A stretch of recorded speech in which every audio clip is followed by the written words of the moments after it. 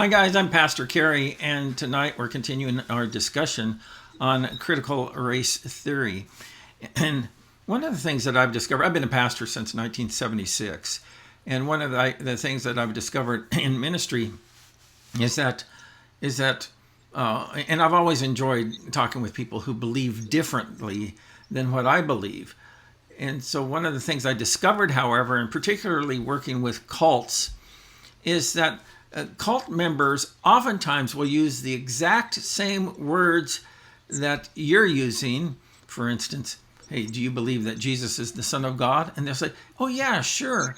We believe that Jesus is the Son of God. But they don't mean what you mean by that. And so I found that the same is true in this topic of critical race theory. And a lot of the terminology that we kind of take for granted as people understanding a common understanding with that, they have a specialized and unique interpretations and meaning that they've assigned to those terms. And so we want to look at that in tonight's episode, at least maybe touch the tip of the iceberg. And so we'll be right back.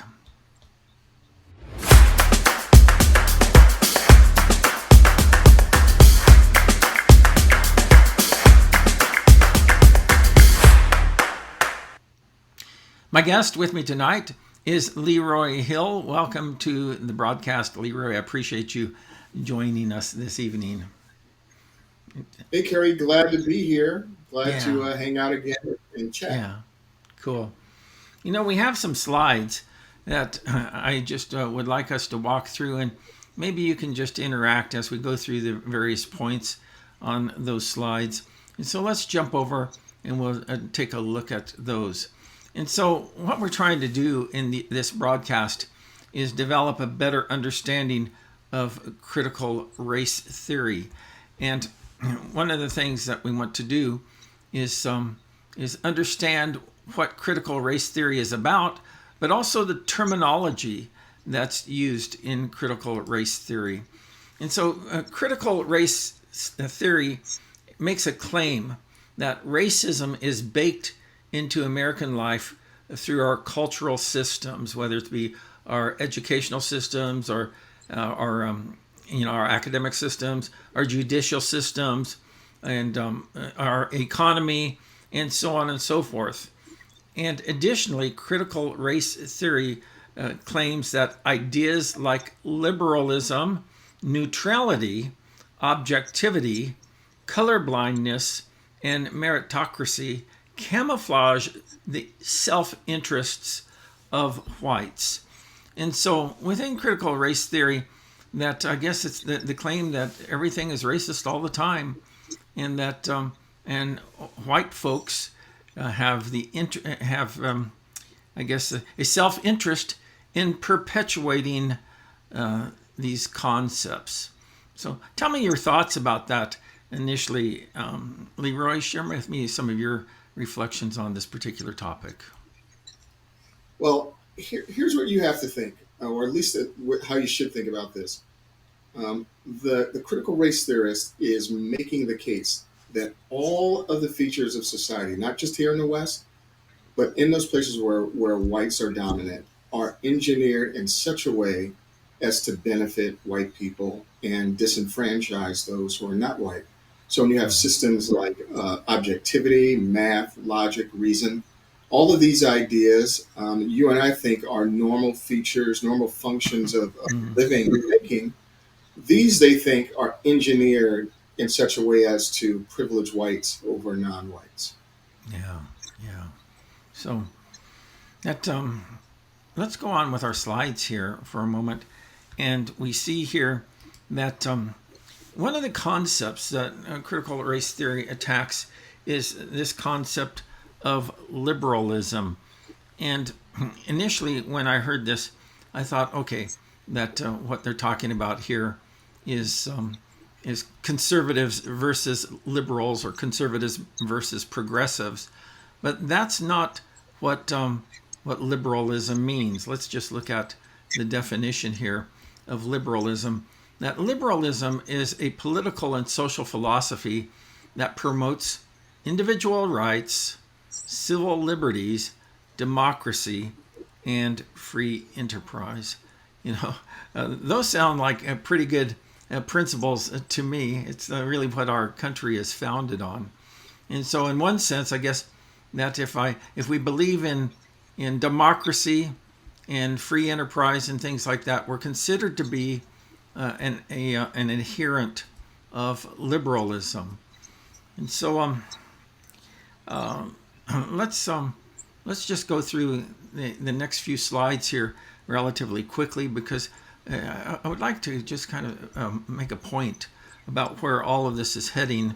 And so we have liberalism as one example of a key concept of, I guess, what we take for granted here in America. You know, our Declaration of Independence says that we hold these truths to be all self-evident, that all men are created equal. And you know, and right there, people will kind of pause and say, well, Thomas Jefferson and many of our founders, that they held slaves themselves. This is not. Go ahead. Yeah, I was going to say, well, you first of all, there's nobody on this earth that is perfect. There's not a single. There's only been one perfect person that's ever walked the earth. But what they're trying to do is to conflate the ideas that people hold with the ideas in and of themselves. And here's a good way of thinking about that. A person can be a firefighter. That's what they do for their job. But on their free time, they're an arsonist. Now, just because they're an arsonist on their free time doesn't mean that the profession of being a firefighter is somehow devalued or invalid or wrong. No, the profession of being a firefighter is valid. It's a good. It's a public good. But privately, a person can have ideas or live in such a way that undercuts, the thing that they profess publicly. But it doesn't mean that the thing that they profess publicly is necessarily wrong in and of itself. Yeah. I think it's a good distinction to make between principles and practices. Right. And certainly, Thomas Jefferson could easily have been, a bad person in some aspects of his life, like all of us are, but at the same time, hold ideals that are that he thinks are completely valuable and worth striving for. Now, again, I mean, you can invalidate Thomas Jefferson's personal character. Yeah. But just because you invalidate his personal character doesn't mean that you necessarily invalidate the ideas that he holds. That's where you have to separate. This is something we call the genetic fallacy, where you attempt to validate or invalidate an idea on the basis of its source rather on the merits itself. Yeah. And at one level, it's also an ad hominem attack, because essentially what we're doing is that we're dismissing the principles based on the person. Thomas Jefferson, he may have not adhered to his principles, but that's really irrelevant about whether or not those principles have merit. That's exactly right. And we have to kind of think of this, and I keep using these words like we have to think of it. We don't have to think of it that way, but here's how I think about it. If you look at these ideas as necessarily trying to undercut Western civilization, ultimately where these ideas have currency is on the moral plane, on the moral level. Economically, Western civilization has lifted more people out of poverty, while its counterpart, socialism, if you will, has killed more people, in the 20th century. So the goal for the critical theorist is to somehow undercut Western civilization by claiming that it has not always lived up to its moral principles. Well, the reality is that that's obviously true, but that doesn't mean that these ideals are not worth striving for and maintaining. Yeah, exactly. So let's go ahead and we'll move on through. We talked a little bit about this concept of liberalism. Let's talk a little bit about equality. And equality is understood to be the state of being equal, especially in status, rights, and opportunity. And there again, Jefferson in the Declaration of Independence, he says that we hold these truths to be self-evident, that Hmm. all men are created equal. And so, and there again, it has nothing to do with whether or not he lived up to that standard. That was the Right. principle upon which the concepts of American democracy. That's exactly right. I think what they're attempting to do when they make that argument Mm-hmm. is to say that yeah, America can talk about equality, but at one point it did not view some of its people as equal. Yeah. Well, you kind of have to think. Well, again, I keep going there, but here's how I've learned to think about it.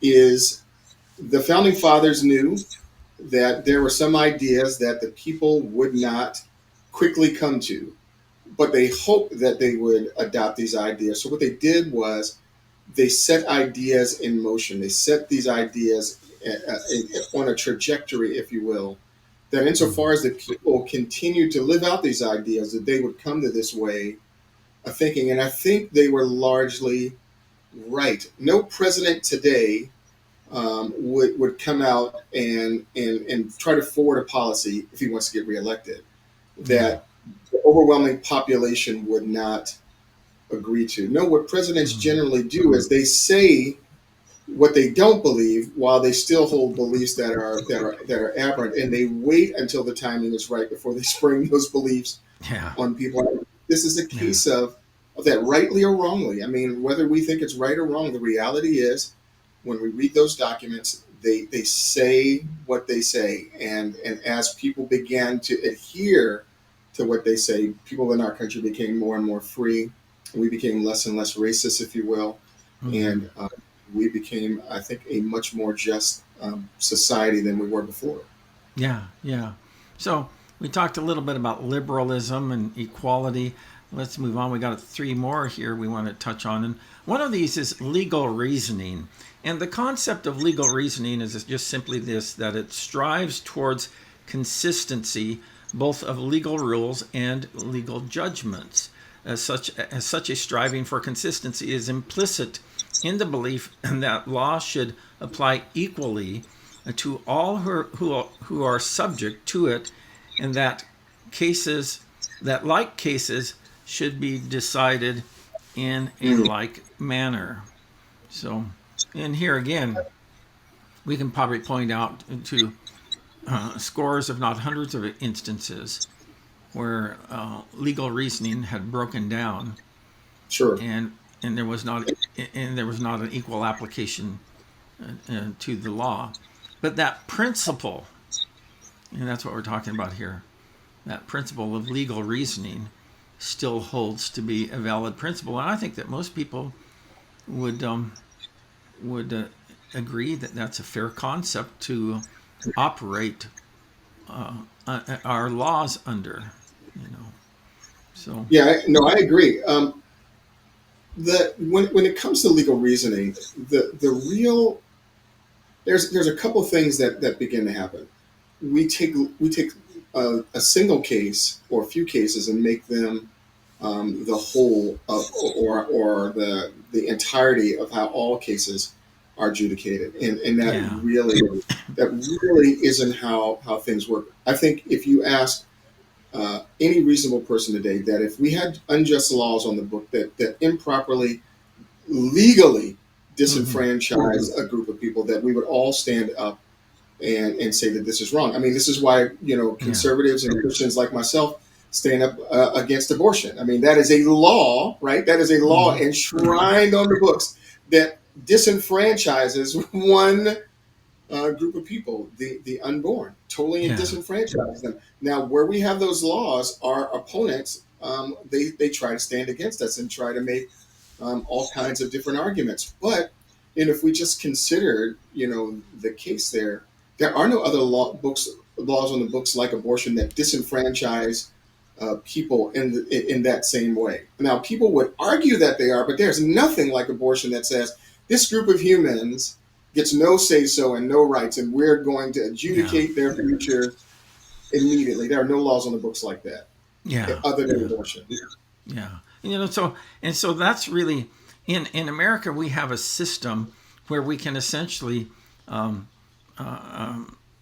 advocate for the change of our laws when we find them to be unjust.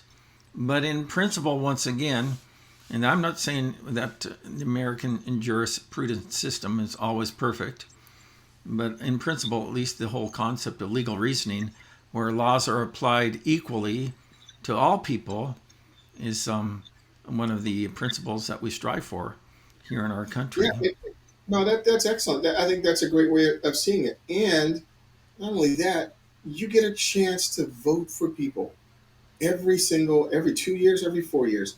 You get a chance to vote for people who will shape the laws to your particular view, and Yeah. that is, and that's freedom. Now, if you don't vote, or if you don't vote, or if you can't marshal people to your view, that's the American system.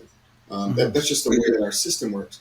But generally, we do vote for people who hold our particular view of the law, and which is why in some cities, convicted felons they go free, or you're Mm-hmm. allowed to shoplift and steal to your heart's delight. I mean, like in Yeah. San Francisco, they don't like the law in San Francisco, so you can go into a Walmart and steal all that you want, and no one can do anything about it. Yeah. So. So you get a chance to vote for the kind of leaders that you want, and I just don't think that's a solid argument. That isn't to say that, I agree with you. That isn't to say that all of our laws are fair all the time. Well, until you can put robots who don't think wrong or have any error, any more moral failings in them in all these positions to adjudicate the law, I think we're just going to have to deal with Yeah. flawed people doing it. Yeah. Really. Really. So we got a couple more here we want to just note as we are beginning our discussion this evening. And one important concept is rationalism. And rationalism is really the theory that reason, rather than experience, is the foundation Mm. of certainty in knowledge. Reason rather than experience.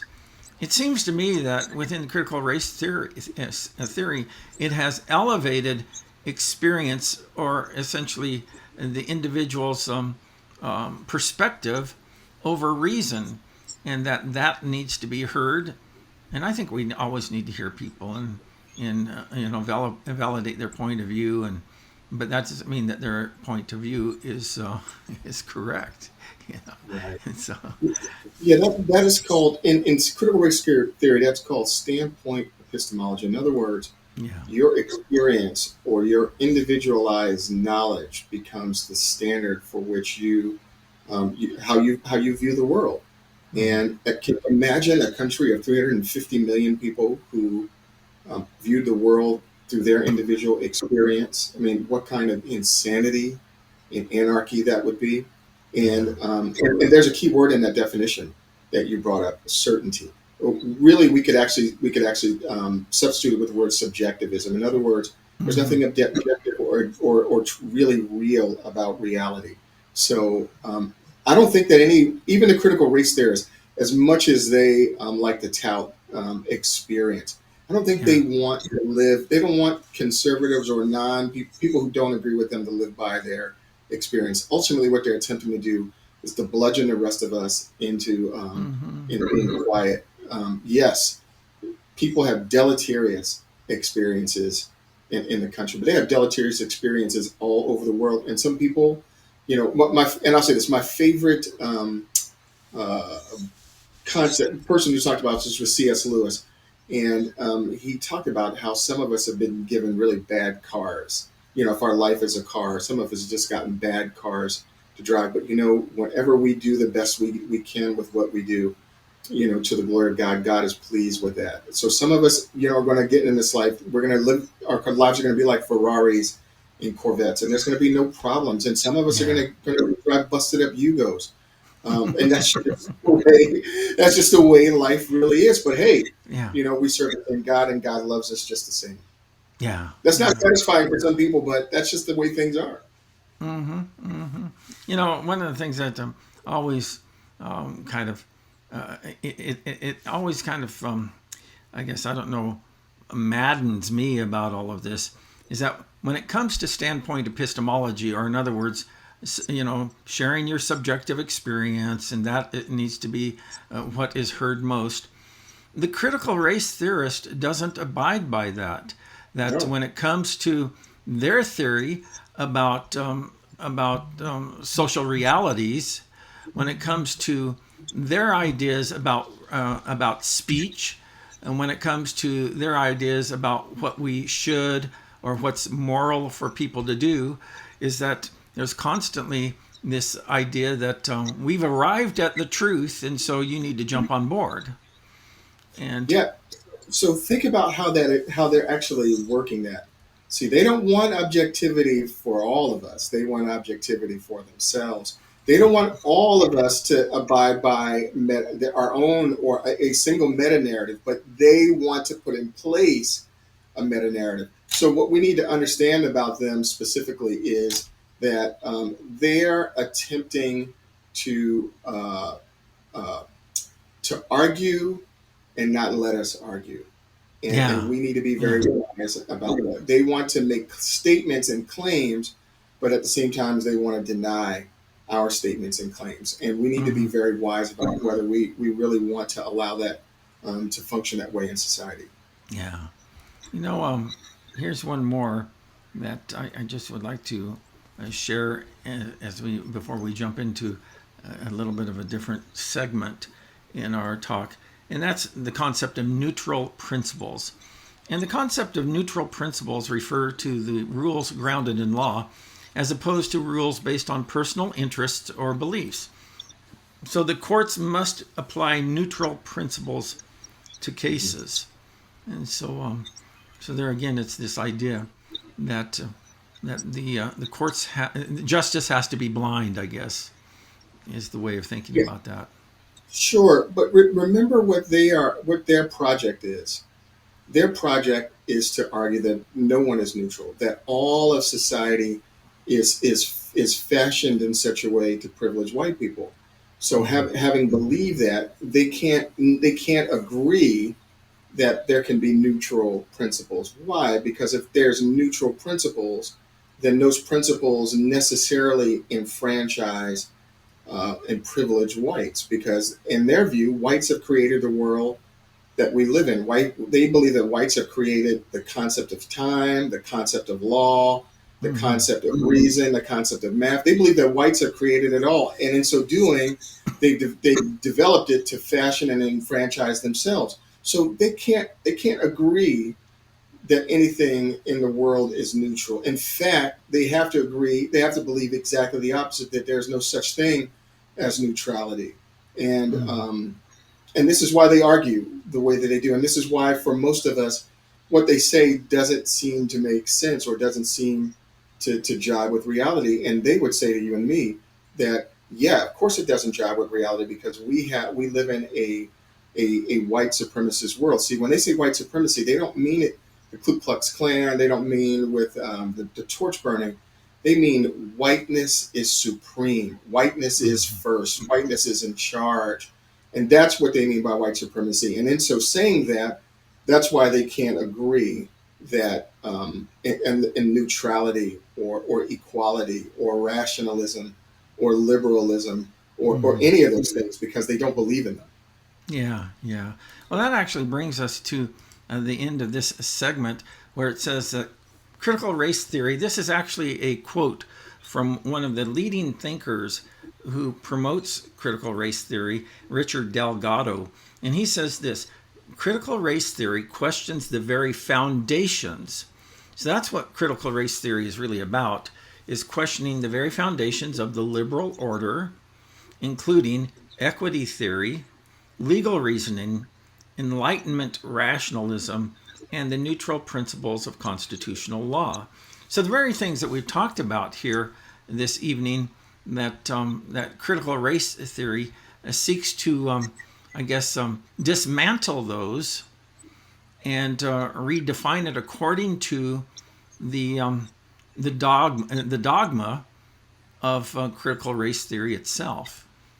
And one thing that we see here, that another quote from Richard Delgado, he says this: unlike some academic disciplines, critical race theory contains an activist dimension.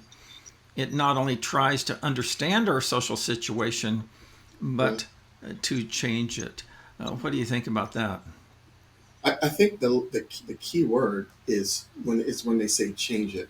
You notice Mm-hmm. how they never tell you what they intend to change it into. Exactly. They Yeah. so think about it. If you really believe that all of reality enfranchises whites and Mm-hmm. privileges whites, and disenfranchises non-whites, what do you need to do in order to change things? And when they say change things, what do they really mean? This is why it has an activist bent. This is why all of their logic and all of their reasoning and all of their plans and purposes and themes all are oriented toward tearing down Western civilization, bit by bit, piece by piece, Yeah. part by part. But they Mm-hmm. never tell you what they intend to change it to. Yeah. Yeah. Yeah. That's for sure. So, And if I could add one more thing, yeah. Yeah. Of course. the reason why I think this is that way is when you go back and you look at the Frankfurt School, which is where this all came out of, the Frankfurt School was at a point in its history where they thought that the Marxist revolution was about to take over, and it never manifested. It never came to be. Mm-hmm. And in Yeah. their studying, they realized that the real issue was that the average man has bought into society. He benefits in a Mm-hmm. capitalist in a Western society. The average person benefits. So you're not going to get the average person to tear down a system in which they benefit until you get them to think that they no longer benefit from the system, which is what this whole critical theory, critical project really is oriented toward. Mm-hmm. Yeah. It's really, it's really a neo-Marxism, and Sure. which instead of focusing on economics and trying to, I guess, talk capitalists out of the free market, free enterprise, that that it really focuses on probably what I would consider to be the Achilles heel of and truly the Achilles heel in America is race and race relations. And Sure. so by inflaming the rhetoric around race and race relations, is that it's able to move the needle forward in ways that it never could have if it Hmm. just focused on economics. Yeah, and think about what it's doing. It really is phenomenal. Everyone agrees that racism is wrong, or at least most Mm. everyone. Yeah. Most sane, rational people believe that racism is wrong, and most sane, rational people look at um, the the so-called, not the so-called, the actual historical injustice, and we all can agree that there were historical injustices in our society. Oh yeah. Well, what the critical race theorist does is they begin their argument always in the past, always with the goal of leveraging that pain and suffering from the past, reframing it in our times in order to affect political change and to gain power. Yeah. So the pain of the past is necessary. It is the fulcrum, if you will, that they're using to dislodge Western civilization. That is the goal, and so Yeah. this is why I said it uses slavery and it uses the moral failings of the West as the weak point, if you will, in order Hmm. to affect the change that it desires. We're going to take a break here and pick up the conversation in our next video. And so I hope that you'll join us for that episode. I'll see you later.